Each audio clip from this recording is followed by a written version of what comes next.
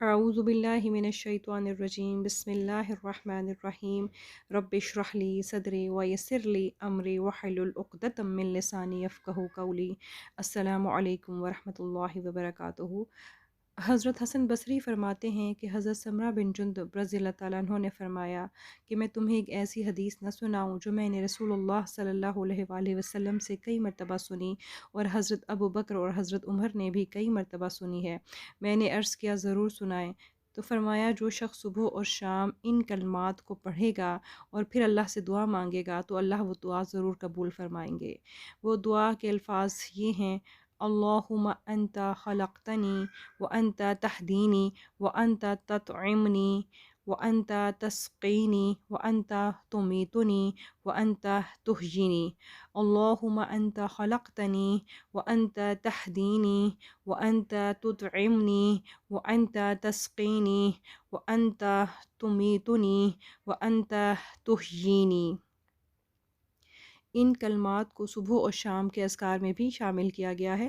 یہ کلمات صبح اور شام کے اذکار میں شامل ہیں۔ صبح اور شام کے اذکار کے بعد بھی ان کلمات کو پڑھ کے دعا مانگی جائے، اور پھر جو شخص صبح اور شام ان کلمات کو پڑھے پھر اللہ تعالیٰ سے جو مانگے تو اللہ تعالیٰ ضرور وہ چیز اسے عطا فرمائیں گے انشاءاللہ عز و جل۔ اس کے علاوہ دعاؤں کی قبولیت کے لیے ایک اور حدیث بھی ہے جو حضرت انس رضی اللہ تعالیٰ عنہ سے روایت ہے۔ حضرت انس رضی اللہ تعالیٰ عنہ سے روایت ہے کہ ایک مرتبہ نبی کریم صلی اللہ علیہ وآلہ وسلم مسجد میں تشریف لائے، ایک آدمی کو دیکھا، وہ نماز سے فارغ ہو کر ان کلمات کے ذریعے دعا کر رہا تھا۔ نبی کریم صلی اللہ علیہ وآلہ وسلم نے پوچھا، جانتے ہو یہ کیا پڑھ رہا ہے؟ صحابہ نے عرض کیا، یا رسول اللہ آپ ہی زیادہ بہتر جانتے ہیں۔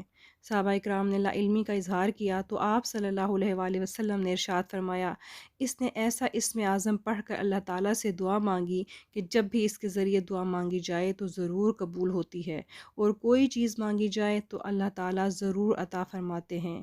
وہ مبارک کلمات یہ ہیں: اللہم لا الہ الا اللہ انت المنان بدیع السماوات والارض ذا الجلال والاکرام۔ اللہم لا الہ الا اللہ انت المنان بدیع السماوات والارض ذا الجلال والاکرام۔ اللہ تعالی ہم سب کو اس پر عمل کرنے کی توفیق عطا فرمائے۔ جزاکم اللہ خیرا۔ السلام